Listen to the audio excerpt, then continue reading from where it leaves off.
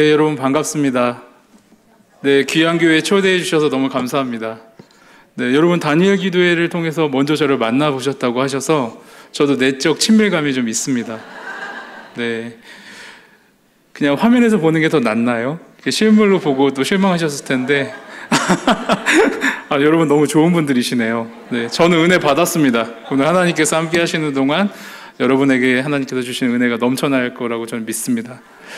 제가 짧게 기도하고 말씀 전하도록 하겠습니다.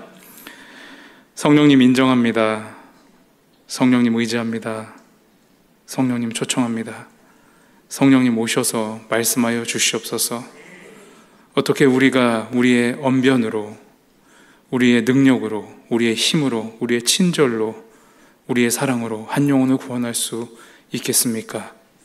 우리는 품고 기도할 뿐 성령님 찾아가 만나주시고 그 한 영혼 구원하여 주시옵소서. 한 영혼을 구원하시는 것은 오직 성령의 사역입니다. 이 일에 증인되게 하시니 감사합니다. 이 일에 목격자가 되게 하시니 감사합니다. 하나님의 크신 역사에 동참케 하시고 초대해 주셔서 감사합니다. 주님께서 일하실 줄로 믿습니다. 이 모든 말씀 우리 주 예수님의 이름으로 기도했습니다. 아멘. 네, 여러분, 제가 오늘 여러분들에게 초대를 받고 또 이제 말씀을 전하게 되었는데요. 아주 특별한 자리에 제가 초대를 받은 것 같더라고요. 여러분들 지금 한 영혼을 마음에 품고 계시고 그 한 영혼을 또 예수님께로 초대하기 위해서 기도하시고 또 애쓰시고 노력하고 계신 것 같은데, 제가 한번 간단한 설문조사를 해볼까요? 네, 지금 순조롭게 잘 진행되고 계신가요? 어떠세요? 네, 확신 속에 계시네요. 네, 간단한 설문조사 한번 해보겠습니다. 내가 이번에 품고 기도하는 그 전도 대상자 중에 가족이 포함되어 있다. 살짝 한번 손 들어주세요. 가족. 네. 좋습니다. 하나님께서 함께 해주시고 꼭 이번 주 주일에 이 자리에 초대해 주실 거라고 저는 믿습니다. 그 자체로 귀한 거라고 저는 생각합니다. 네, 소중한 관계, 또 지인들, 또 이웃들 포함되어 있다. 한번 손 한번 들어주시겠어요? 네, 좋습니다. 지금 순조롭게 돼서 이번 주에 꼭 올 것 같다. 손 들어보세요. 네, 좋습니다. 좀 손들기 민망하니까 눈으로 3번 빨리 깜빡해 보세요. 제가 다 보이니까 이번에 죽 썼다. 이번에 망했다. 뭐 씨알도 안 먹힌다. 바늘 하나도 안 들어간다. 자, 이번 주는 그냥 좀 내가 이번 주는 왠지 몸이 아파서 나도 못 올 것 같다. 그런 분들 계시면 눈 빠르게 3번 한번 깜빡해 주세요. 제가 눈은 작지만 다 보이니까. 근데 제가 볼 수 있게 해주세요. 한 5번 깜빡해 보세요. 하나, 둘, 셋. 네, 거의 없는 걸로. 네, 사실은 이게 한 영혼을 마음에 품고 한 영혼을 초대하고 또 한 영혼을 우리가 이 교회에 그리고 하나님 나라에 초대한다는 것은 정말로 버겁고 힘든 일입니다. 이거는 정말 이 과정 자체가 쉽지 않은 일이에요. 그런데 이렇게 귀한 자리에서 또 귀한 공동체에서 여러분들이 이 한 영혼을 품고 함께 기도하시고 또 어떻게 그 한 영혼을 품고 어떻게 주님께로 데리고 나올 것인가에 우선순위를 두고 또 마음을 두고 이곳에 오신 것 자체가, 저는 그 자체로 하나님이 충분히 기뻐하시고 또 놀라운 일이라고 저는 생각합니다. 그 바탕 안에서 제가 받은 은혜 여러분과 함께 좀 나누고 싶습니다. 사실 저는 우리가 복음을 전할 때 지금 우리가 어쩔 수 없이 이 단기적으로 지금 어떤 우리가 집중해서 한 영혼을 전도하는 거에 집중하고 있어요. 이것은 어떻게 보면 굉장히 시급하고 중요한 문제고 우리가 여기에 집중하고 있는 것은 매우 유익한 시간입니다. 그런데 사실은 우리에게 더 긴 시간이 있고 우리가 조금 마음의 여유가 있다면 내가 이 복음을 전하는 이 가치가 얼마나 위대하고 놀라운 것인가, 내가 지금 이렇게 한 영혼을 품고 그 한 영혼에게 복음을 전하는 이 일이 얼마나 고귀하고 놀라운 일인가, 이것에 대한 가치를 우리가 한번 생각해 보는 것은, 만약에 오늘 우리가 씨를 뿌리고 그것이 열매 맺지 못하더라도 우리가 예수님이 다시 오시는 그날을 기대하면서 우리 안에서 삶의 우선순위로 그리고 진정성 있는 또 라이프 스타일로 끊임없이 한 영혼에게 복음을 전하는 삶을 살게 될 거라고 저는 생각합니다. 이 복음을 전한다는 거의 이 위대함, 그리고 이 복음의 능력이 한 사람에게 전해졌을 때 얼마나 위대한 능력을 발휘할 수 있고, 또 그 한 명이 구원받은 것이 얼마나 크게 확장될 수 있는 것에 대한 그 가치에 대해서 우리가 이야기를 해보면 좋을 것 같습니다. 그 복음의 능력이 한 영혼에게 전해져서 또 그 한 영혼에게 복음이 전해진 그 결과로 말미암아 바로 여러분이 구원받았고, 여러분이 이곳에 함께하게 되었고, 여러분들을 제가 개인적으로 대화를 나누지 못하지만 만약에 마주 앉아서 대화를 나눈다고 하면 그 안에는 놀라운 이야기들이 있을 거라고 생각합니다. 예수님 아니었으면 오늘 절대로 살아남을 수 없었던 사람들, 예수님 아니었으면 절대로 오늘 이곳에 살아서 호흡하지 못하고 있을 사람들, 그리고 여기까지 온 것이 그냥 교과서적인 말이 아니라 나의 전인격을 동원해서 모든 것이 하나님의 은혜였다라고 고백할 수밖에 없는 그런 한 분 한 분이 이곳에 계시다고 생각합니다. 저 또한 그런 사람입니다. 저 또한 전하는 사람이 있었기 때문에 믿게 된 것이고, 또 믿게 되었기 때문에 전하고 있는 것입니다. 이것은 저절로 되어진 일이 아니거든요. 저도 전하는 사람이 있었고 그래서 믿게 된 겁니다. 여러분들이 제 다니엘 기도회를 이제 보셨다면은 제 간증을 들어보셨을 텐데, 제가 16살 때, 고등학교 1학년 때, 겨울방학 때 극단적인 선택을 하는 과정 속에서 성령께서 저에게 직접 찾아오셨습니다. 그때 제가 저의 시간의 흐름 속에서 성령님의 커리큘럼 속에서 인격적으로 주님을 만난 것이고, 그 이전에 저에게 복음을 전했고 또 저희 부모님을 만나주신 하나님이 계셨습니다. 저는 끝까지 부인을 했던 것이고, 그 완강함 속에 하나님의 특별한 은혜로 제가 만으로 16살 때 예수님을 믿은 것이지, 그 이전에 복음을 들어보지 않은 건 아닙니다. 그 이전에 제가 어떻게 예수님을 믿게 됐고 또 그 문화적인 배경이 있는지를 제가 여러분과 함께 나누고 싶습니다. 제가 어쩌다가 복음을 전하는 삶을 살게 되었는지, 제가 어쩌다가 농담 좀 섞어서 이 지경이 되었는지, 그리고 제가 어쩌다가 상처 입은 한 영혼에게 예수님의 사랑과 말씀을 전하는 이 삶을 운명처럼 받아들이게 되었는지 편안하게 제 간증을 하듯이 좀 나누려고 합니다. 제가 만으로 16살 때 예수님을 믿기 전에 제가 다니엘 기도가 시간이 짧아가지고 긴 이야기는 못했지만, 그때 당시에 저희 부모님은 시골의 개척교회 목사님이셨습니다. 저희 아버지는 초등학교밖에 못 나왔고 저희 어머님은 중학교밖에 못 나오셨어요. 나머지는 검정고시를 치르시고, 옛날에는 뭐 가난하고 똑똑해도 가난하고 경제적으로 어렵고 하면 학교를 못 갔다고 하더라고요. 부모님은 그렇게 주장을 하십니다. 저도 그렇게 믿어요. 저희 아버지는 이제 중학교 때 이제 그 학교를 이제 못 가시고 전기 기술을 배우면서 외국인한테 전기 기술을 배운 거예요. 그래서 이제 아버지도 되게 고생을 많이 하셨습니다. 그래서 노가다 현장으로 가면은 그 연장의 이름을 말하는데 외국 말로 하는 거예요. 그러니까 저희 아버지는 못 알아듣잖아요. 그러니까 그 연장 쇠덩인데 그걸로 머리를 계속 맞았대요. 그럼 어린 나이에 지금 생각해보면 중학생인데 되게 서러웠겠죠. 그럼 10남매였어요, 저희 아버지가. 그럼 이제 그 5째였는데 그 돈을 벌면 집에다 갖다 주면 그냥 다 순식간에 다 써버리고, 그렇게 하다가 고등학교 1학년 때 폐결핵에 걸려서, 옛날에는 폐결핵이 오면 약을 가난하니까 못 쓰니까 다락방에 올려놨대요. 저희 아버지도 다락방에 올려줘서 피토하면서 죽어가다가 몇 개월 동안 거기서 갇혀있다가 간신히 약도 없이 살아난 거예요. 그리고 나는데 건강은 안 좋고 또 삶을 살아야 되고 하니까 그 이제 육체 노동을 하면서 20대가 된 겁니다. 근데 저희 어머니는 어떤 사람이었냐면 그 시골에서 그 새마을 운동하는 이장님 딸이었어요. 근데 그 당시에 이제 새마을 운동했던 이장님이고 당시에 뭐 기자 하시고 하셨대요. 그러니까 되게 똑똑하셨던 분이신 것 같아요. 저는 외할아버지를 본 적이 없어요. 친할아버지도 본 적도 없고.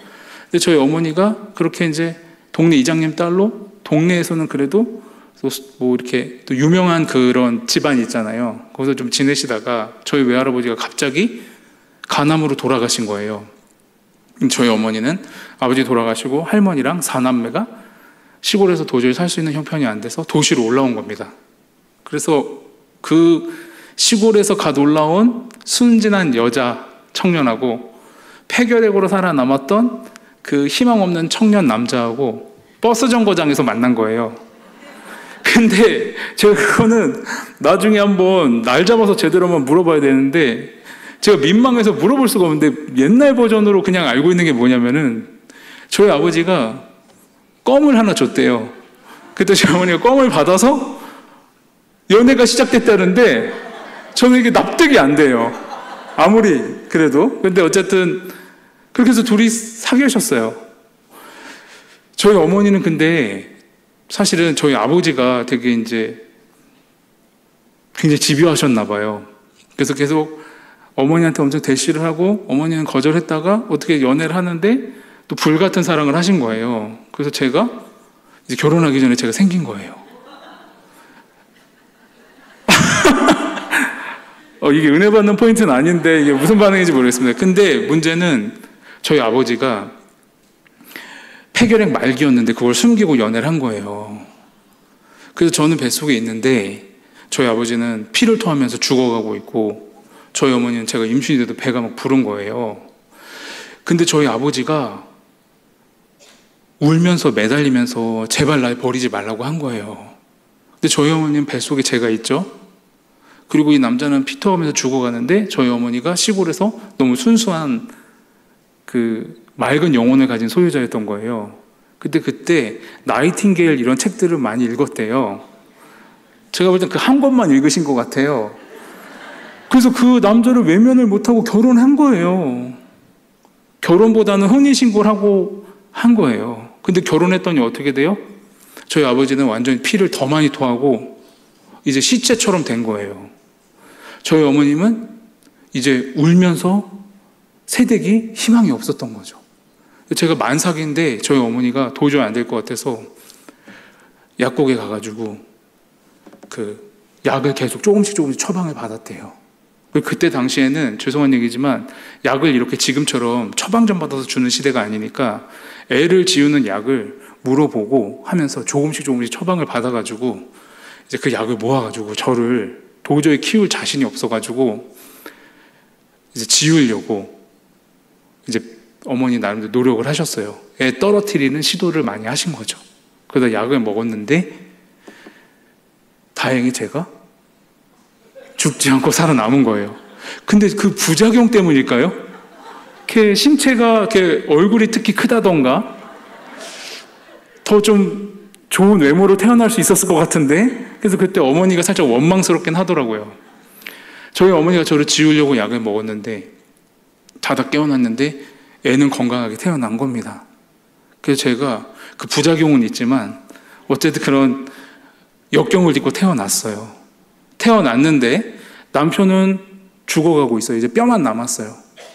그리고 저는 핏덩어리고 저희 어머니는 이제 남편 약값도 돼야 되고 애도 먹여 살려야 되는 거예요. 그러니까 저희 어머니가 산후조리도 못하고 그 핏덩어리를 안고서 이제 어떻게든 먹여 살리려고 신문 배달하는 데도 가보고 뭐 노점상에도 가보고 한 거예요.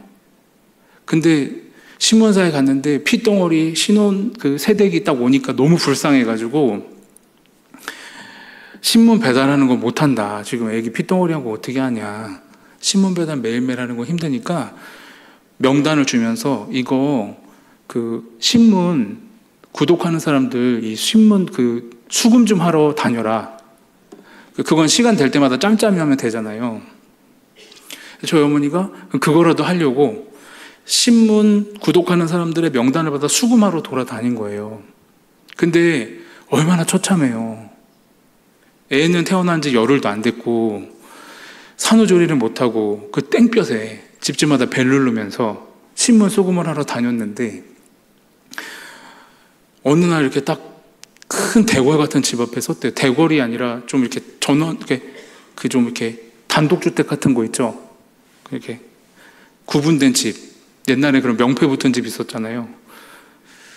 저희 어머니 수준에, 저희 어머니 수준의 좋은 집이었겠죠. 근데 그게 어머니가 미화한 걸 수도 있으니까 그냥 개인 주택이었던 것 같아요.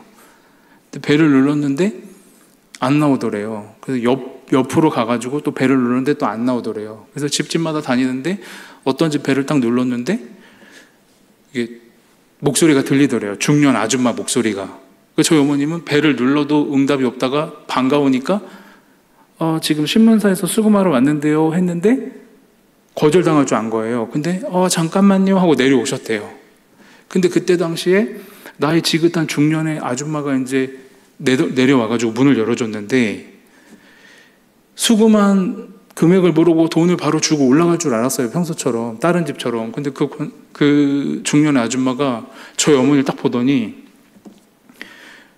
사연이 있는 사람처럼 보이잖아요. 새댁에 애는 핏덩어리 안고 있고 너무 딱했나 봐요. 그래서 아니 새댁 이게 뭐예요? 이게 뭐야? 이렇게 식은땀을 뻘뻘 흘리고 있어. 잠깐 집으로 들어가자고. 그래서 저희 어머니 데리고 들어간 거예요, 집으로. 그래서 거기서 차도 주고 떡도 주고 좀 먹으라고, 여기서 좀 쉬라고.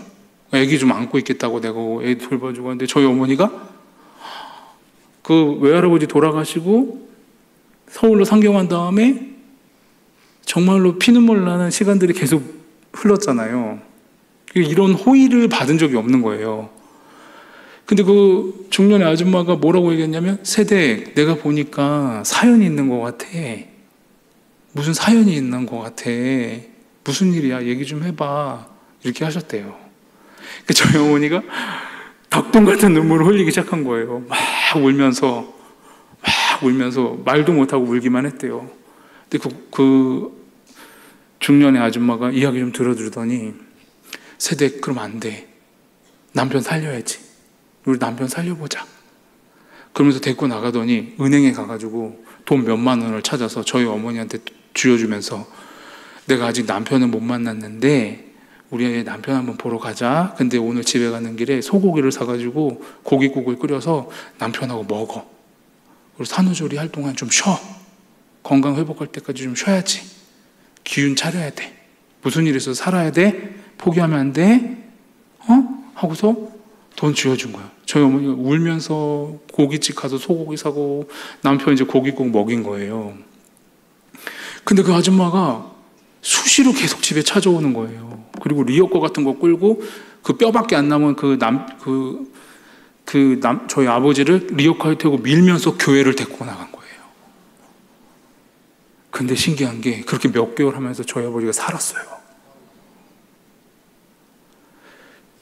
저희 어머니도 처음에 교회 갔는데 뭔 말하는지 하나도 모르겠대요.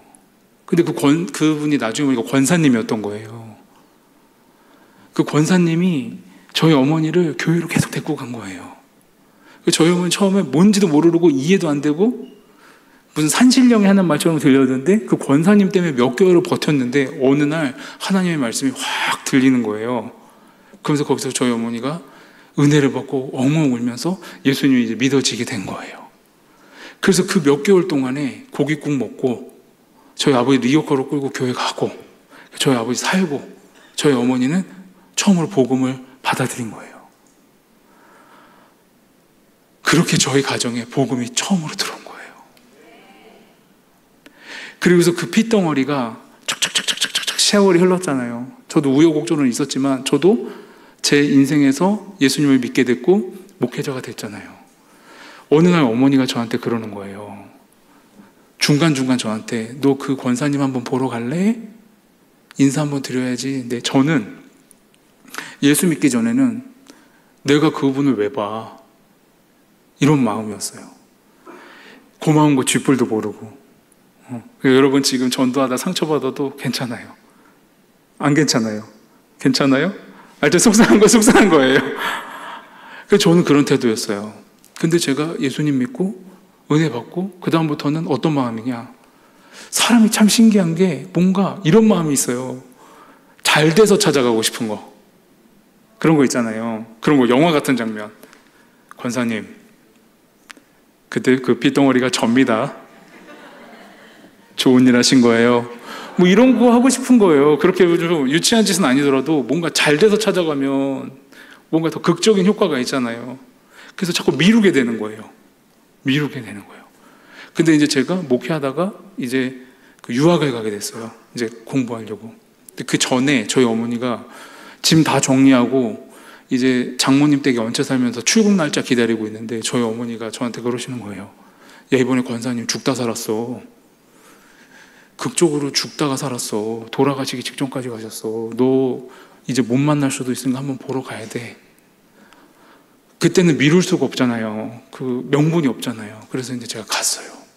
근데 여러분, 제가 그 권사님 보러 갈 때 제 아내도 있었고 저희 아이들 둘이 있었어요. 지금은 셋인데 그때 둘이었어요. 하나님 나중에 보너스로 하나 더 주셨는데, 제가 이제 우리 다인 4명의 가족인가 간 거예요. 갔는데 제가 그분들 배경 설명을 좀 하면요, 그분들은 뭐라고 할까요? 저희 집은 뭐 신분의 구별을 하는 게 아니라 처지를 얘기를 하는 건데, 저희 집은 판자촌 단동네를 전전하는 진짜 미천한 가정이었잖아요. 근데 그분들은 어떤 분들이냐면 김명호 박사님이라고 연세대학교 그 세브란스 원장님까지 하셨었어요. 그렇게 사회적으로도 역량 있고 대단한 분이 그 세대한테 관심을 가진 거예요. 그래서 그 중년의 권사님은 그 김명호 박사님의 아내분이고, 김명호 박사님은 진짜 연세대에서 의과대학에서 존경받는 분이시고 사회적으로도 명망이 높으신 분이에요. 그분들이 그런 미천한 사람들을 리어카를 끌고 교회를 데려다주고 했다는 게 저는 사실은 지금도 믿기지가 않아요. 지금도. 근데 그분을 찾아갔는데, 저는 그런 사회적으로 엄청나게 성공하셨던 분이고 여연세대학교 의과대학에서 정말 명망 높으신 분이고 세브란스에서 원장까지 하시고 하셨기 때문에 저는 엄청나게 뭔가 주눅이 들어있었어요, 사실은. 물론 우리 복음 안에서 야, 난 하나님의 자녀야, 뭐가 주눅될 게 뭐 있어, 난 하나님의 자녀고 나도 은혜 받은 사람이야 라고 하기 잘 안 돼요. 만약 이렇게 생각하는 분은 약간 사회성 떨어지시는 분일 수도 있어요. 맞아요, 그건 맞는데 사실 실제로는 되게 민망하잖아요. 근데 갔는데 권사님하고 이제 그 김명호 박사님이 장로님이신데 엄청 노쇠하셨어요. 연세가 너무 많으신 거예요. 저는 그때 처음 본 거, 그때 이야기만 들어지 처음 본 거예요. 뵌 건 처음인데, 뵀는데 죄송해요, 제가 이만큼 기대했던 거고 완전히 다른 거예요. 그냥 진짜 조그만 아파트에 가구도 거의 없고, 갔더니 어떤 방은 비어 있어요. 그러니까 완전 미니멀 중에 미니멀로 지내시는 거예요. 근데 갔는데 그 박사님이, 장로님이 큰 소파에 앉아서 자네 왔나? 이럴 줄 알았거든요. 근데 작은 소파에 앉아가지고 진짜 그 경로당 가면 있는 할아버지처럼, 그 시골 할아버지처럼 되게 정감 있게 맞이해 주시는 거예요. 그래서 얘기를 하는데 저는 막 거기 이제 방에 갔더니 트로피 막 명패 막 이런 거 있죠. 그게 땅바닥에 이렇게 달팽이처럼 이렇게 돼 있고, 이게 이렇게 뭐라고 그러죠?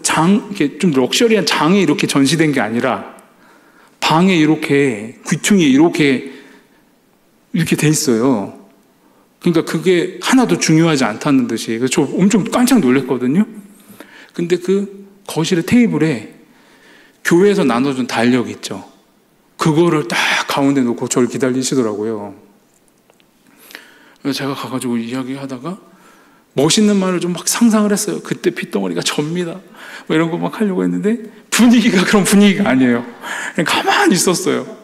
가만히 있었단 말이에요. 근데 김용호 목사님이, 장로님이, 목사님, 달력인데 뭐 트로피 막 그런 거 뭐 사회적 성공 이런 거는 일절 아예 거기 진짜 천대받고 있어요, 그게 다.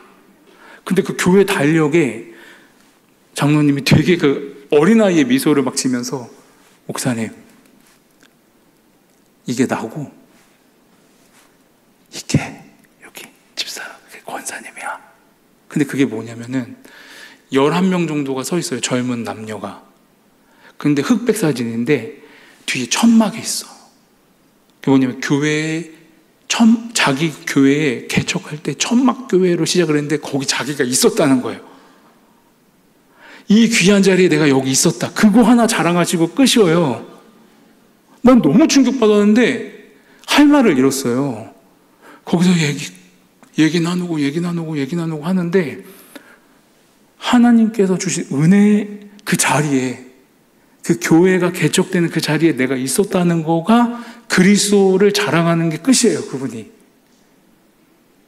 그리고서 거기서 한참 있다가 드론드론 얘기 나오고 이제 배웅해 주셔가지고 딱 나오는데 그냥 너무 따뜻해요. 나는 진짜 상상도 못했어요. 저는 죄송한데 서민 중에 서민이었기 때문에 그냥 뭔가 그 막 사회적으로 명망 있는 분들의 삶에 대한 미화된 그런 게 있었던 거예요. 그때 당시 20대니까. 제가 너무 충격을 받고 이렇게 나와가지고 이제 주차장 쪽으로 이렇게 가는데 제가 이렇게 눈물이 이렇게 나더라고요.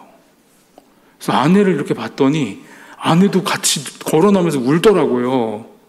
그래서 제가 아내 손을 둘이 꼭 잡으면서 얼굴을 마주 봤어요. 영화처럼.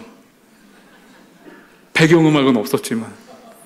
근데 아내하고 저하고 똑같은 마음인 게 제가 이런 말 했어요. 여보,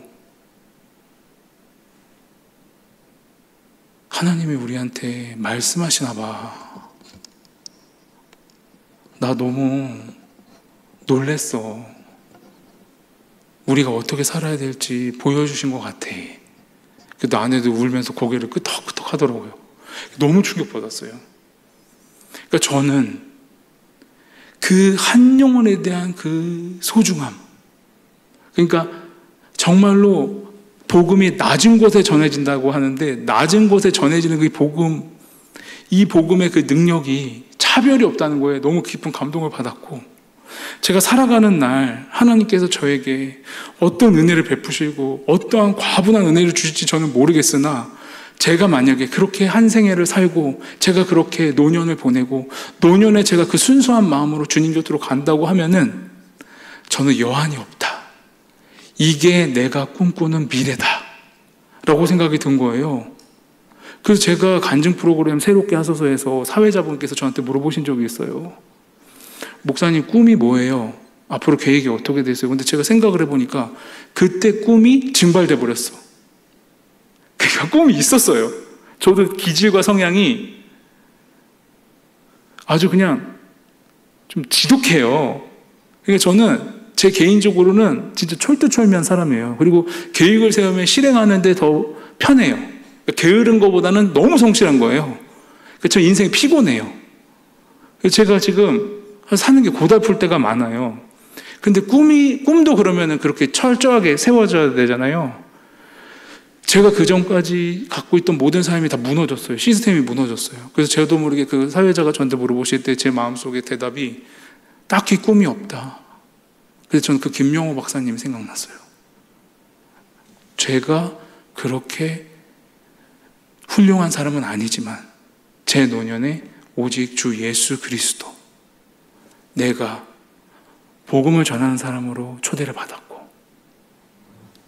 복음을 전하는 삶을 살다가 내 생을 마칠 수 있으면 그곳으로 나는 충분하다라고 생각하게 된 거예요. 그것이 누구의 설득과 누구의 어떤 막 강요로 된 게 아니라 되어져 버렸어요. 그런 사람을 만나고 나서. 저는 이 한 영혼에게 전해지는 이 복음의 가치, 이 한 영혼이 얼마나 위대한 능력을 가지고 있는지를 온몸으로 체험한 당사자라는 거죠. 그때 복음이 저희 가정에 처음 들어왔어요. 저희 어머니는 그때부터 남편 살았죠. 그리고 아기 태어났죠. 그때부터 이제 새로운 삶을 막 죽도록 시작을 한 거예요. 여러분 혹시 여의도 순복음교회 구역장 전설 같은 좀 여기 좀 연배 되신 분은 빨간 가방 나타나면 동네 쑥대밥 되는 거 아세요? 특정 교회 얘기해서 죄송한데 저희 어머니가 진짜로 열심히 특심해서 눈앞에 불이 난 거예요. 복음 전하는 걸로 그냥 한 거예요. 남편은 죄송한데 살았는데 기운 차리더니 뭐 했냐. 가정을 살리려고 최선을 다했는데 배운 건 없고 가진 거는 육체 노동밖에 없고 한데 건강은 안 좋고 처자식은 먹여 살려야 되고 하니까 아버지의 그 저에게 했던 학대는 정당화될 수 없지만 한 개인으로는 제가 공감되고 이해되는 부분이 일을 하고 힘드니까 술을 먹고 일하고 내가 처음에 술을 먹었지만 일이 고되니까 술이 나를 삼키고 그러니까 알코올 중독이 되고 일은 못하고 신세 한탄하면서 이제 아버지도 절망하고 주저앉은 거예요. 저희 어머니는 그런 남편 보면서 삶의 희망이 없으니까 교회에 이제 미친 거예요. 저는 어떻게 됐겠어요? 어렸을 때 아버지가 살아난 거 하나도 감사하지가 않았어요. 좀 그때는 죄송한 얘기인데 너무 제 인생이 고통스러우니까 그런 생각하면 안 되는데 아버지를 살려주신 하나님도 고맙지 않았어요. 고맙지 않은 게 아니라 아버지가 살아서 내가 이 길을 고통을 겪는다는 생각을 할 정도로 너무 인생이 고달팠어요. 근데 저희 아버지가 초등학교 5학년 때 갑자기 저한테 우리 가족한테 모아놓고 야, 나 이제부터 담배 안 핀다 이러는 거예요. 저는 속으로 그러든 말든 뭔 상관 이랬어요. 근데 한 6개월 지나는 동안 담배를 진짜 안 피는 거예요. 나 이제 술을 끊는다 이러는 거예요. 술을 또 끊으시더라고요, 실제로. 그러더니 그때 판자촌 살 때인데 나 이제 신학교 가겠다 하고 신학교를 하는데 속성반으로 한 거예요. 지금 뭐 저희가 속한 교단처럼 그렇게 정규 신학교는 못 들어가죠. 검은정고시 얼른 보고 대충 들어갈 수 있는 군소교단이라고 해서 그냥 허접한데 신학교 그냥 옛날에 그렇게 지금도 그런 데 있어요. 그냥 이렇게 목사님 만들어주는 데 있어요. 거기서 신학하시고 왕씨마을로 그 흉가, 그러니까 서울로 사람이 이사가면서 집을 버리고 간 거예요. 주인은 있는데 한 3년 정도 흉가한 거예요. 거기로 저희가 이사를 가가지고 거기 갈대 같은 거 대충 자르고 거기서 이제 교회를 한 거예요. 여러분 잠실 아세요? 땅값 되게 비싼데? 말고 누에치는 잠실 아세요? 거기서 경기도 이천시 율면 오성리라는 왕씨들만 모여 사는 동네에 버스 하루 6대밖에 안 들어오는 그 동네에 부모님이 들어가서 교회를 시작한 거예요. 근데 나는 너무 황당한 게 사람들은 우리 아버지가 기적이고 변화됐고 새 사람 됐다라고 말하는데 저는 그 집안의 자녀로서 분노가 일어나는 게 제가 볼 때 저희 아버지 귀가 간지러우실 것 같은데 저희 아버지는 그동안 술 먹고 팼다고 하면 이제는 맨정신으로 패는 것밖에 없었던 거예요. 제가 볼 땐. 그러니까 아버지는 예수님을 급진적으로 믿었지만 그냥 회심하자마자 바로 목회자가 되셨기 때문에 중간에 그런 성품이 다듬어질 기회가 없으셨던 거예요. 그러니까 이게 다듬어질 기회가 없이 목회자가 돼서 하니까 얼마나 힘들었겠어요. 그러니까 생활고가 시작이 되고 이제 뭐 원래 가난했지만 시골에 내려가니까 더 가난해지니까 쌀도 없고 쫄쫄이 굶고 그러면 굶고 쌀 떨어지고 하면은 저희 어머니 또 쥐잡듯 잡으면서 집안 완전 쑥대밥 만들고 하여튼 왜 내가 시골에 왔냐 우리가 왜 여기서 사냐 이러니까 저는 이게 그때는 중학교 이제 올라가는데 분노가 극에 달하니까 집에 있을 수가 없었던 거예요. 그때 제가 잠깐 하늘을 날아다녔어요. 비행 청소년이 됐다는 거죠. 그런 차원의 상황에서 쑥대밭이 됐을 때 제가 고등학교로 탈출했다가 은혜 받고 살아나서 이 환경을 다시 제가 받아들이고 여기서부터 다시 시작을 한 거예요. 근데 저는요 지금 생각해 보니까 그런 처참한 환경 속에서도 저희 아버지 어머님이 시골에서 10년 동안 그렇게 그냥 목회를 한 건지 그냥 치고받고 싸운 건지 모르겠는데 지금 돌아보면 그 10년이 저한테는 다 나쁜 기억만 있었던 건 아니었어요. 그 10년 동안에 제가 좋은 기억이 있는데 그 좋은 기억들을 제가 좀 정리를 해보면 10년 동안 그 시종마을이라고 해요. 왕씨 마을인데 다 110가구가 있었는데 110가구가 다 일가 친척이에요. 우리만 김씨고. 그러니까 거기서는 왕씨가 한 명 오면은 못 견뎌요. 못 와. 그럼 한 번 왔다가 동네에서 완전 왕따 당하니까 항상 저희는 가정예배만 드렸거든요. 근데 저희 10년 동안 성도가 한 명도 없었어요. 실제로.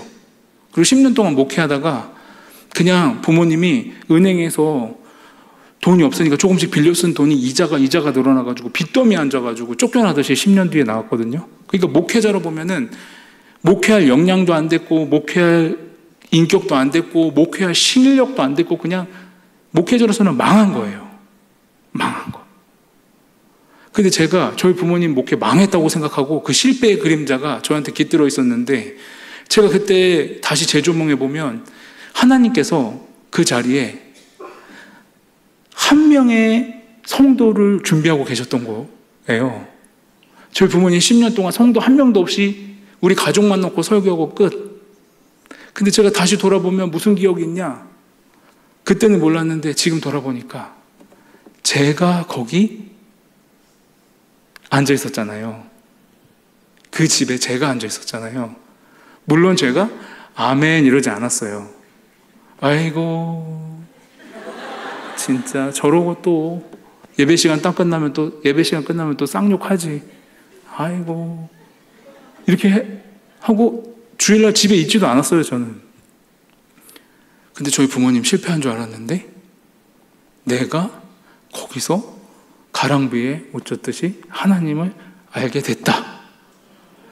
내가 하나님이 나에게 찾아오실 때 그 하나님이 그 하나님인 줄 내가 알 수 있는 씨뿌림이 있었다.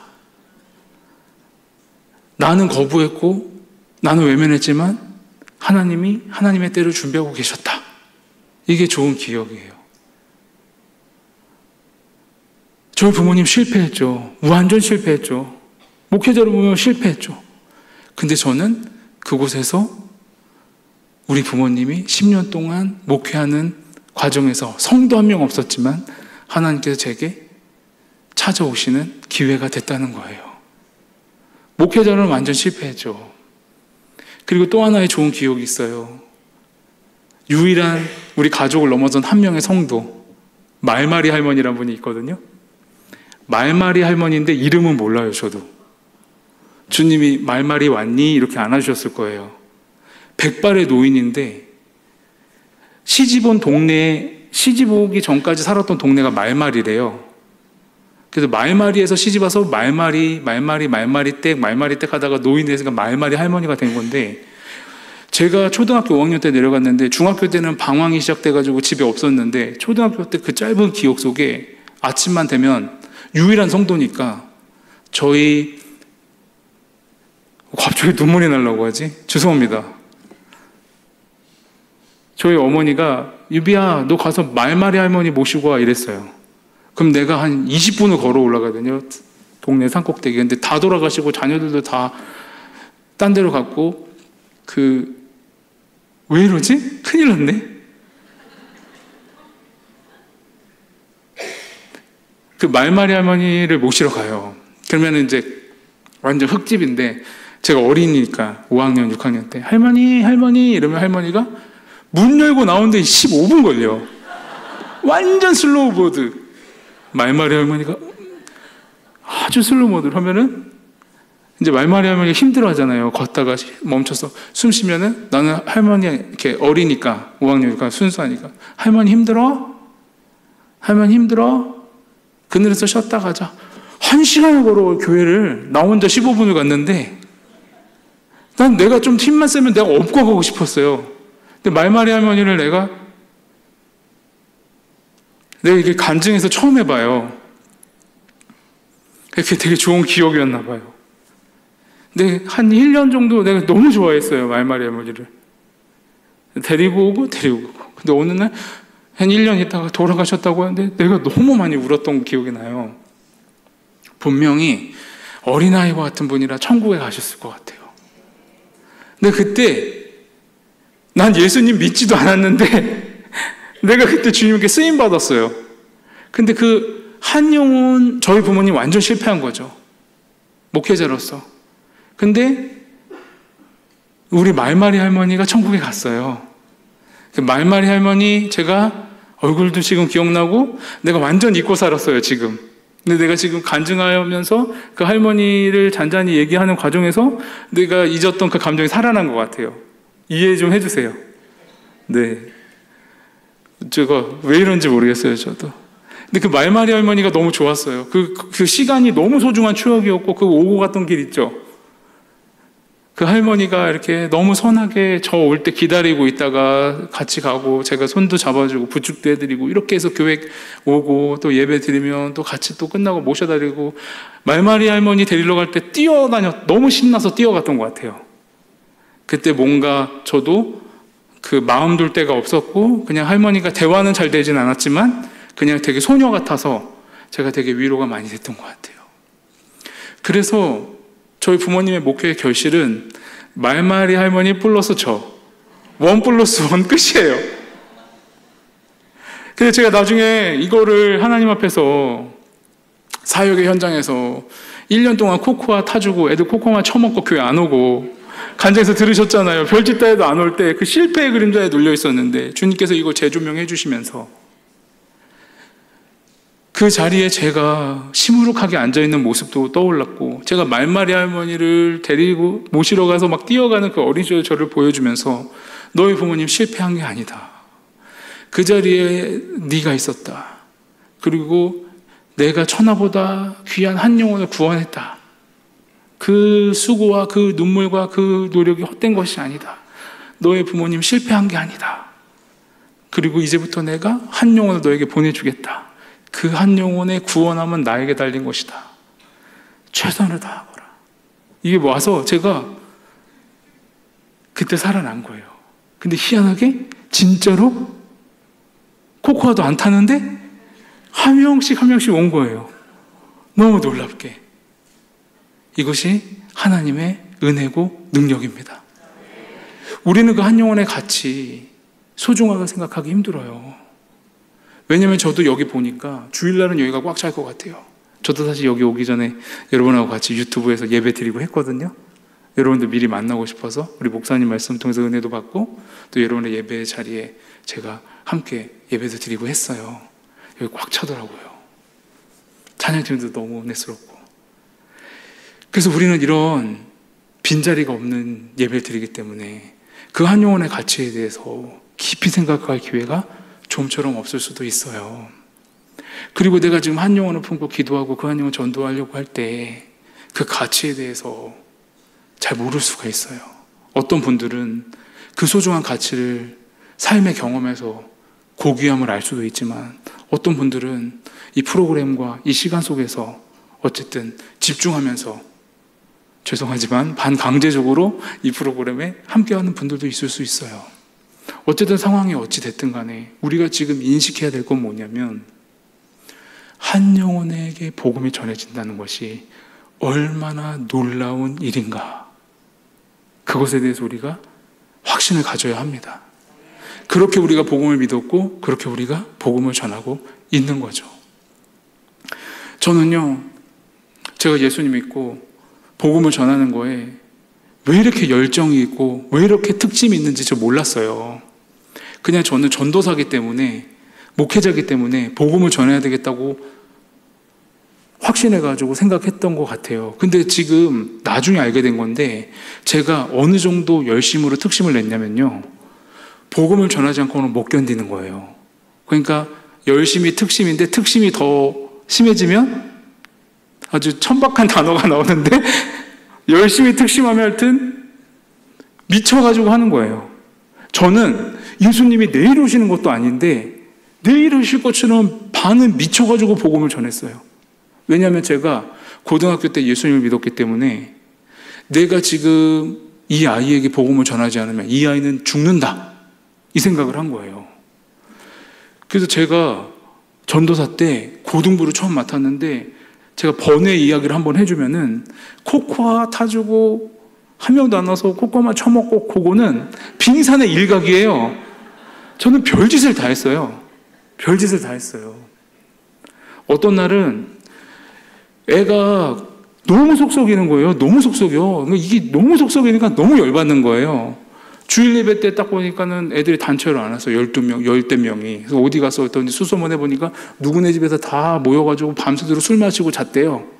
자취하는 애 가가지고. 그래서 저는 형사도 아닌데 교회 승합차를 바로 교회에서 이제 운전해가지고 그 집 앞에 가가지고 뒷문을 열어놔요. 그리고 현관문을 열면 바로 이렇게 문 열면 바로 차에 탈 수밖에 없게끔 차를 대놔요. 토끼몰이. 그리고 제가 딱 들어갔더니 소주병, 맥주병 굴러다니고 애들이 밤새 남자애들 여자애들 혼숙하고 난리 법석인 거예요. 그 시골에서. 그래서 제가 너무 화가 나가지고 깨가지고 뺨따고 막 때리면서 그 막 화장실 가가지고 막 바가지 물 떠가지고 애들 물 이렇게 막 그냥 부어서 청소 지들이 하니까 애들 막 욕하면서 깨죠. 저는 딱 보면 애들이 저한테 덤비지 못해요. 부담스럽거든. 어쨌든 기분은 나쁜데 뭐 어떻게 하진 못하고. 그럼 제가 야 뭐하냐 빨리 타 하면 애들이 얼굴 반은 젖어가지고 반은 이제 자동으로 세척을 해준 거죠 제가. 그러면 이제 나가면 제가 팔 대고 이렇게 하면 차에 다 타요. 그럼 이제 문 닫고 바로 타서 잠그고 교회 가면 애들 좀비처럼 앉아있고 너무 스트레스 받는 거예요. 근데 그 주동자가 한 명 있어요. 그 주동자에서 제가 한 6개월 동안 맨날 그러다가 애가 너무 속썩이는 거예요. 그래서 제가 열받아가지고 저는 원래 착한데 그때 좀 화가 났어요. 이렇게 불렀어요. 벽에다 딱 세우고 야, 내가 너 진짜 참다가 도저히 안 되겠어서 내가 너한테 저주를 걸게. 너 내가 볼 때 나중에 은혜 받고 변화된다. 근데 잘 들어. 너는 훗날 너 같은 놈을 만나서 개고생한다. 걔가 그때 술이 덜 깨가지고 뭐야? 뭐래? 전사님 뭐라고요? 잘 들어. 너는 나중에 은혜 받고 변화될 놈이야. 근데 그때 네가 꼭 너 같은 놈을 만나서 개고생한다. 이러고서 저는 까먹었어요. 뭐 내가 져주건 아이가 지나간다 이렇게 안 하잖아요. 그래서 난 까먹었어요. 그리고서 세월이 많이 흘렀는데 걔가 진짜 변화된 거예요. 그 청년 진짜 걔네들이 제가 20년 동안 지금 제가 사역했던 25살 때부터 사역해가지고 지금 20년 동안 사역했는데 나이가 공개돼 버렸네요. 뭐 괜찮아요. 제가 그 12년 동안 부교육자하고 8년 동안 김유비닷컴을 했는데 교회가 20주년인데 제가 그 교회 계속 출석하고 있어요. 사역도 했고 지금은 협동 목사로 있고 그 예배 드리고 있어서 걔네들이 지금도 거기 다 있는 거예요. 근데 어느 날 저희 아들이 또 결혼하고 제가 이제 태어났잖아요.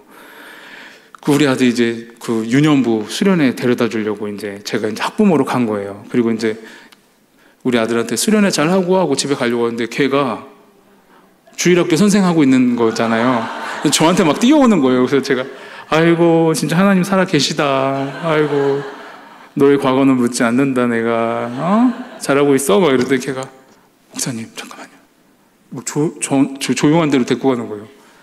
목사님 저주 좀 풀어주세요. 근데 제가 뭐? 야 내가 무슨 저주를 해. 나는 너 쓸데없는 소리 좀 하지 마라. 무슨 내가 너를 언제 저주했어. 나는 축복만 했어. 그랬더니 목사님 옛날에 여기서 이 벽에다가 저 세워놓고 이 자리에서 저 저주 걸었거든요. 애가 울먹거리는 거예요. 제가 고등부도 같이 교사하는데요 저 같은 새끼를 만나가지고 목사님 저주 풀어주세요. 근데 제가 너무 고소한 거예요. 야 저주 안 풀어줘 하고 집에 와버렸어요. 근데 걔가 전도사 되고 신학하고 사역해요. 하나님의 은혜죠. 그러니까 얼마나 속을 썩였는지 제가 너의 과거는 묻지 않겠다. 왜냐하면 내 과거도 하여튼 우리 과거를 다 묻자 주님 안에서. 아니 그런 애들이 그냥 그냥 바글바글 한 거예요 진짜로. 근데 저는 그런 상황 속에서 반은 미친 채로 복음을 전한 거예요. 저는 그래가지고 그렇게 하다가 지금 세월 다 갔어요. 제가 12년 동안 사역하다가 김유비닷컴으로 무모한 결정을 내렸잖아요. 교회에서 개척할 때 지원해준다. 너 10년 동안 사례비 대준다. 제가 그거 다 외면하고 바보처럼 맨땅 헤딩했잖아요. 제가 죄송한데 제가 IQ가 2자리여서 그런 게 아니에요. 지금 용량이 크죠? 그러니까 평균 IQ도 높을 거예요 아마. 바보여서 그런 결정을 내린 게 아니라 저는 하나님의 특별한 은혜가 있었던 거예요. 다 얘기 못하지만 제가 이 얘기 꼭 하고 싶은 게 주님과 저 사이에 비밀스러운 일이 있었던 거예요.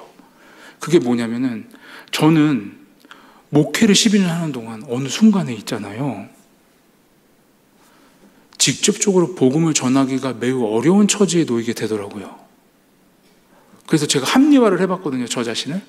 야, 나는 선수가 아니야, 코치야. 선수였던 거는 전도사 때. 목회자가 됐는데 내가 여전히 선수야? 코치지. 그러니까 나 혼자 전도하면 안 돼.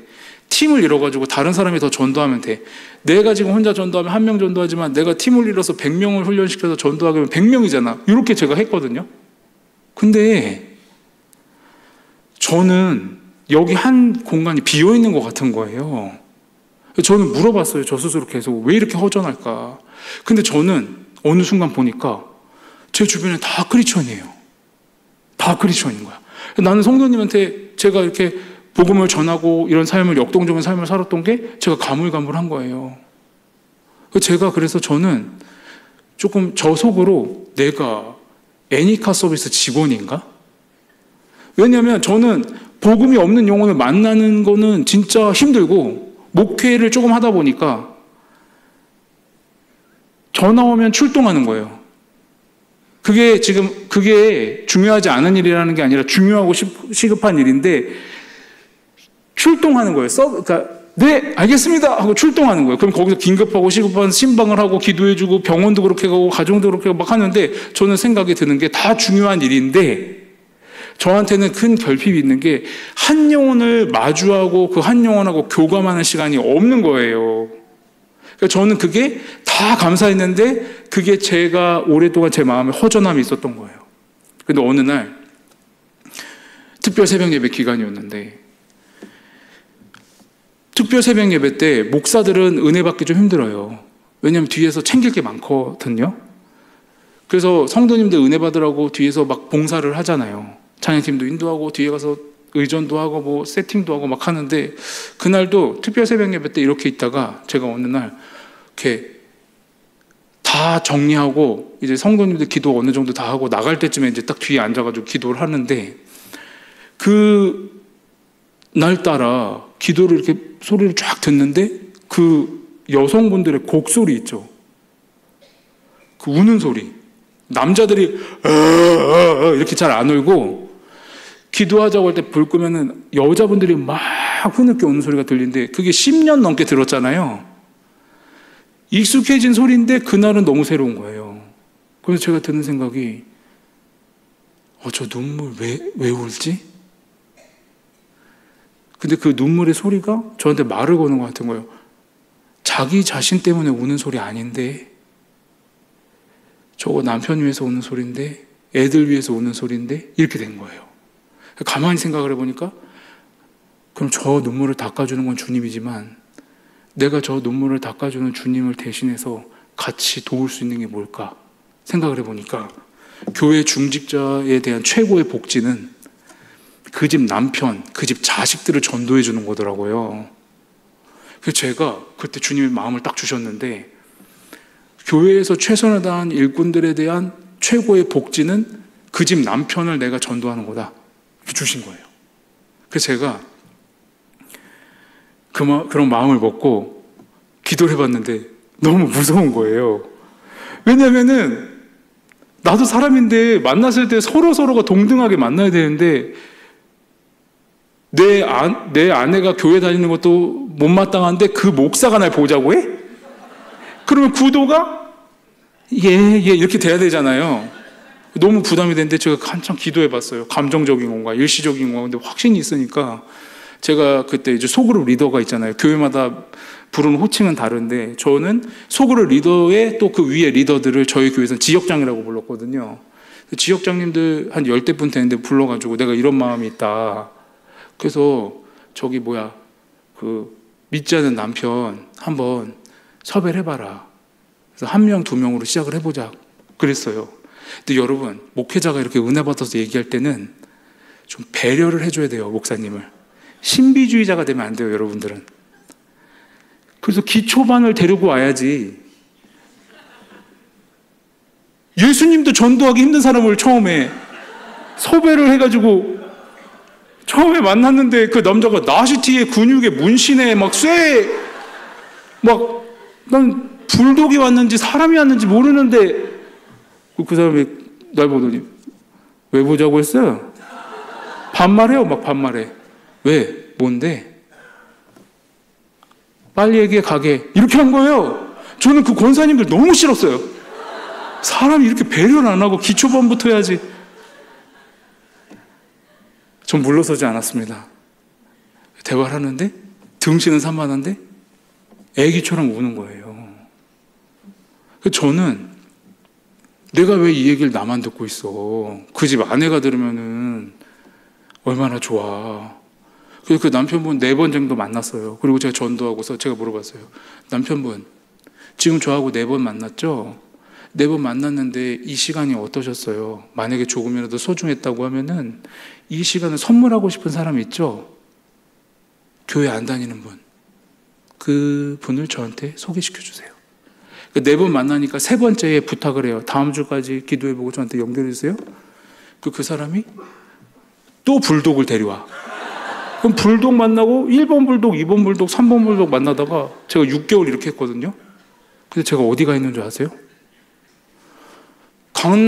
나는 사역을 경기도 화성시의 조그만 동네에서 했는데 내가 지금 강남역에서 복음을 전하고 있는 거예요. 내가 도시를 초월해서 경기도를 초월해서 전국적으로 제가 그 사람을 만나고 있는 거예요. 제가 놀랐는데 제가 그때 살아난 거예요. 이 복음에, 이 한 영혼에게 복음을 전하는 게 이렇게 위대한 일이라는 걸 제가 다시 각성한 거예요.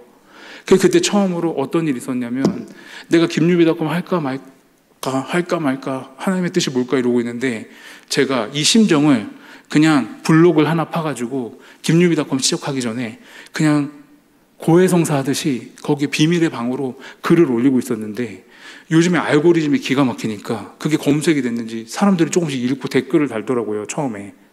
근데 이메일이 한 통이 왔어요. 제가 너무 번민이 너무 컸어요. 너무 괴로웠단 말이에요. 왜냐하면 저도 사람이니까 상식이 있는 사람인데 이거 고귀한 사역인 거 몰라? 내한테 주어진 사역인 거 몰라? 그럼 하면 되지. 근데 그럼 우리 처자식은 어떻게 해요? 내가 지금 교역자 하면서 모아놓은 돈도 없고 월급도 지금 받으면 그냥 월급이 뿅뿅 통장 뿅뿅 이렇게 되는데 부교역자 월급 얼마나 돼요? 띵동 슉 이렇게 돼요. 근데 내가 저도 뭐 믿음으로 다 해야 되지만 저도 사람인데 그게 두려우니까 어떻게 해요? 제가 그냥 교회에서 말하는 그 지원받고 가면은 상관없지만 저한테 주어진 길은 복음이 없는 사람한테 복음을 전하는 삶이 저를 전율케 하고 저를 살아있게 만들고 상처만 영원하고 교감할 때 그게 저의 삶의 원동력인데 제가 교회에서 사역 안 해도 다른 사람들이 훌륭한 목사님들 많은데 이런 생각을 하고 망설이고 있었단 말이죠. 근데 그거를 망설여서 그 지역에 있는 어떤 대학교에 가가지고 산책을 계속했단 말이에요. 산책을. 근데 이메일이 하나 띵동 왔는데 제가 딱 열어봤더니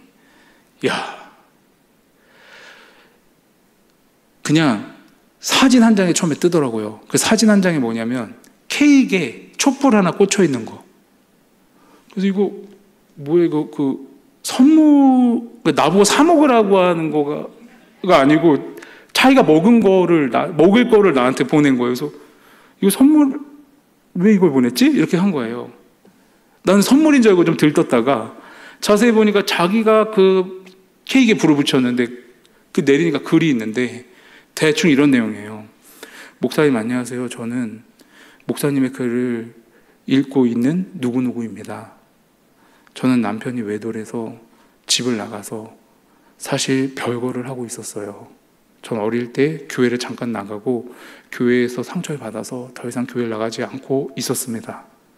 그런데 우연히 목사님의 글을 읽었는데 제가 너무나 감동이 되었고 제가 교회를 다시 나가게 되었어요.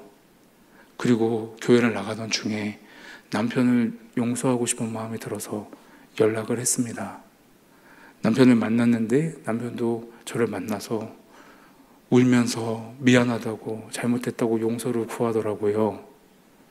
그래서 목사님, 저희 다시 시작하기로 했습니다. 그리고 오늘 케이크 하나를 사서 다짐을 하고 새 출발하려고 함께 이 시간을 보내고 있습니다. 목사님 너무 감사해서 편지를 보냅니다.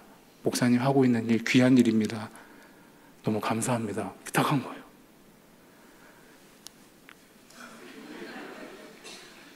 그리고 막 하늘에서 할렐루야. 제 마음속에 무슨 생각이 드냐면 하나님의 시그널로 딱 보이는 거예요. 그 순간에 무슨 생각이 드냐면 내 인생 따위는 상관없지. 내가 어떻게 되든 내가 부귀영화를 누릴 거야? 그럼 내가 대기업 들어가거나 내가 사업했지. 내가 뭐 할 거야? 야, 한 번 사는 인생이다. 한 번 사는 인생이야. 시간이 짧다. 시급하다. 한 영혼을 위해서 내 인생은 어찌돼도 상관없다라는 마음이 딱 찾아온 거예요. 그러니까 기도하면서 하나님이 주신 은혜가 있고 하다가 이것이 확신이 돼서 제가 무모한 결정을 내린 거예요. 그 한 영혼을 위해서. 근데 제가 김유비닷컴하고 사람들은 눈에 띌 때, 제가 어디 나와서 삐약삐약 거릴 때 저 목사님 나왔다 이렇게 하시지만 저는 그 8년 동안에 죄송하지만 죽을 맛이었거든요. 얼마나 힘든 일이 많았겠어요. 견딜 수 없는 고통이 있었을 거란 말이죠.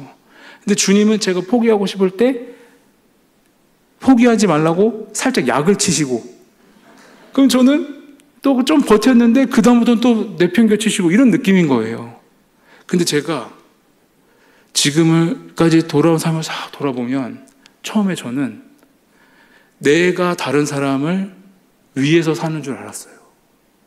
근데 저는 제가 이런 말씀 드리고 싶은 게 지금까지 제가 살아온 삶을 볼 때 저한테는 선명한 한 문장이 있는데 그 문장은 뭐냐면 상처 입은 한 영혼을 구원함으로써 내가 구원받는 거죠. 저는요, 상처 입은 한 영혼을 구원하는 과정에 동참함으로써 구원받았습니다. 저는 상처 입은 한 영혼을 예수님이 사랑하시는 그 따뜻한 현장에 목격자로 있음으로써 예수님의 따뜻한 사랑의 온기를 누렸습니다.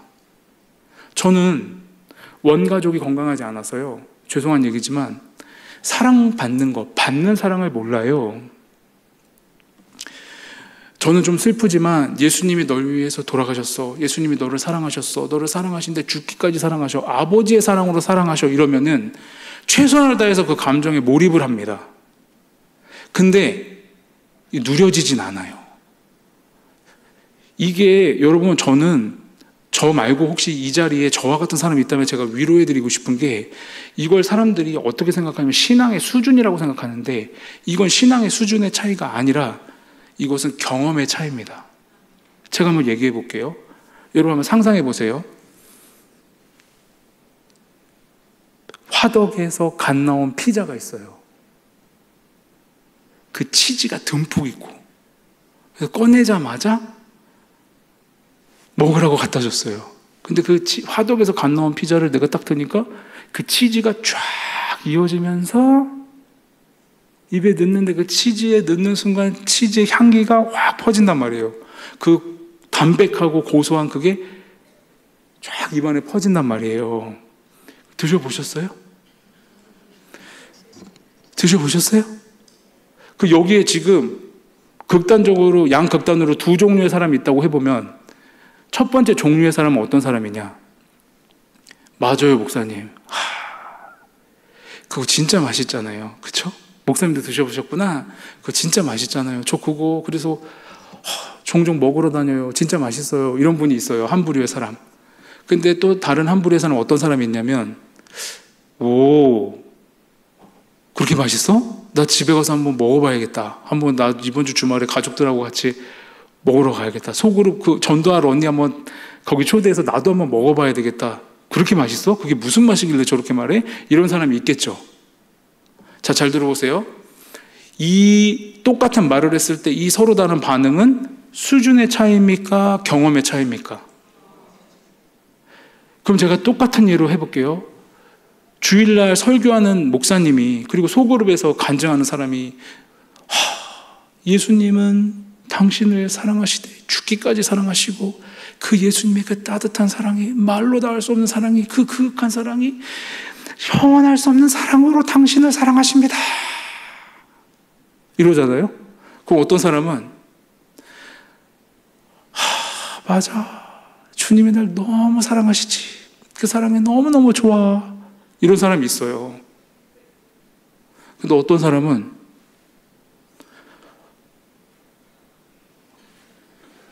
몰라. 속으로는 그게 뭐지? 나도 누려보고 싶다.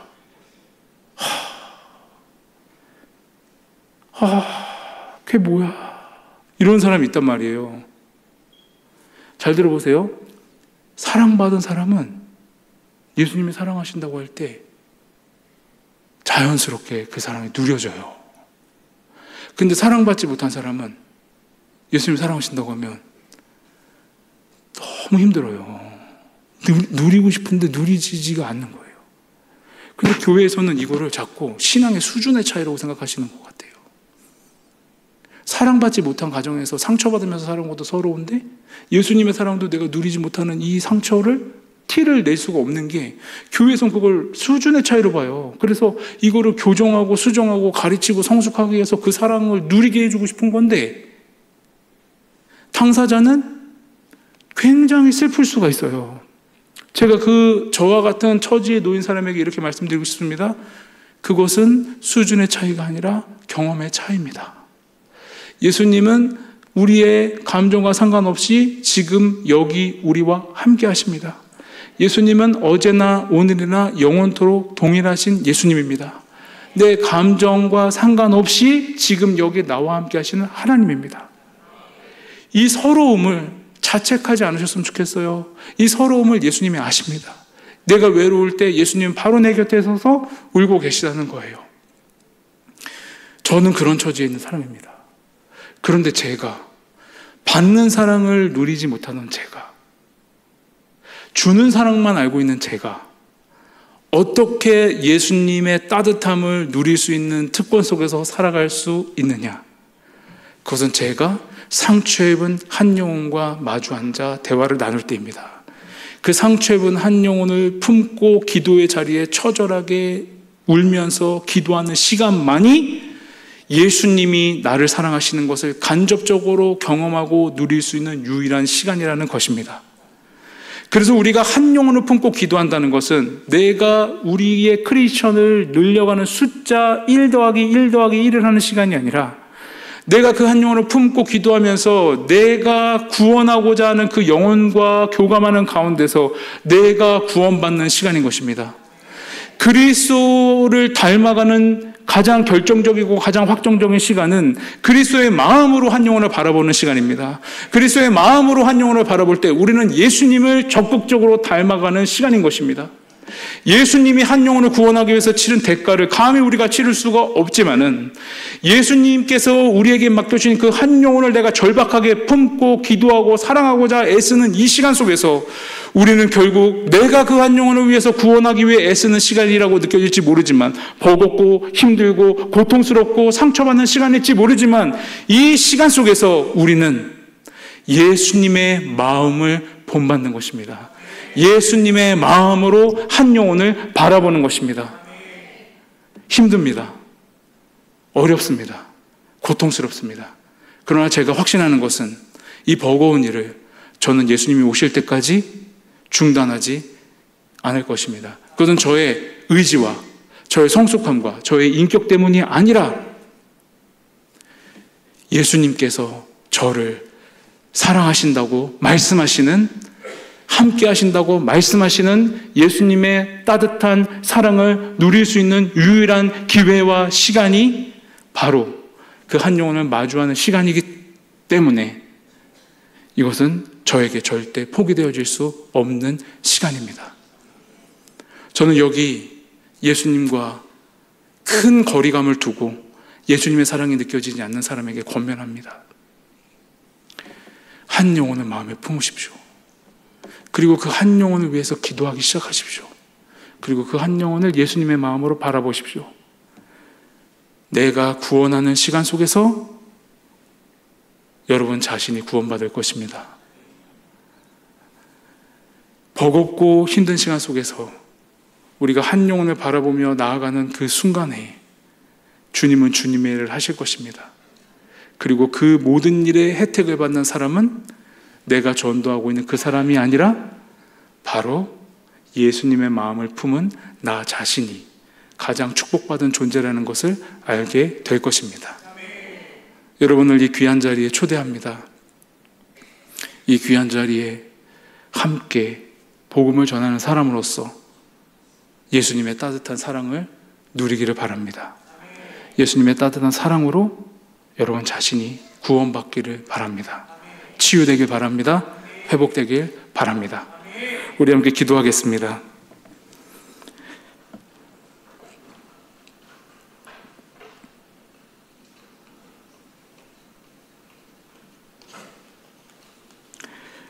주님,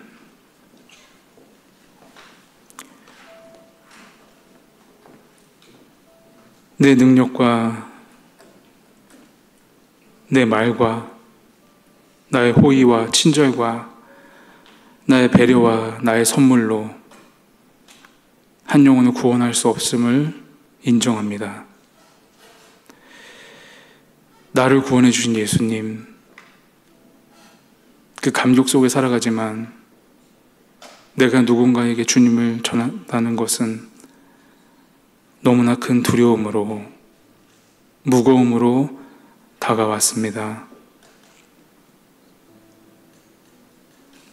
나도 제대로 신앙생활 못하면서 내가 누군가에게 복음을 전할 처지가 아닌데 라는 고민 속에서 소심하게 떨림으로 조심스럽게 한 영혼에게 예수님을 전하는 주님의 사랑스러운 자녀가 있습니다. 주님, 그 자녀에게 찾아가셔서 말씀하여 주시옵소서. 나의 자녀야, 나는 내가 나를 사랑하는 진심으로 충분하단다. 내가 소중한 사람을 만나서 미소 지을 때 나는 그 미소를 넘어 그 한 영혼에게로 찾아간단다. 내가 따뜻한 말을 할 때 나는 그 따뜻한 말을 통해서 그 상한 심령에 찾아간단다. 내가 보이지 않는 곳에서 그 한 영혼을 품고 기도할 때 나는 말할 수 없이 기쁘단다. 그 영혼이 너의 마음속에서 너의 간절함으로, 너의 기도로, 너의 사랑으로 소중히 여김받을 때 나는 말할 수 없이 기쁘단다. 내가 너를 대신하여 그 영혼에게 찾아갈 것이다. 내가 그 영혼을 구원할 것이다. 내가 그 영혼을 찾아가 만나줄 것이다. 너의 부모를 위해 기도할 때 말할 수 없이 슬픈 그 눈물을 내가 닦아주기 원한다. 너의 부모이기 전에 나의 자녀란다. 내가 너의 기도를 들었다. 반드시 내가 구원할 것이다. 자녀를 위해 우는 너의 눈물을 닦아주기 원한다. 너의 자녀를 내가 찾아가 만나줄 것이다. 너의 모든 죄책감을 나에게 내려놓거라.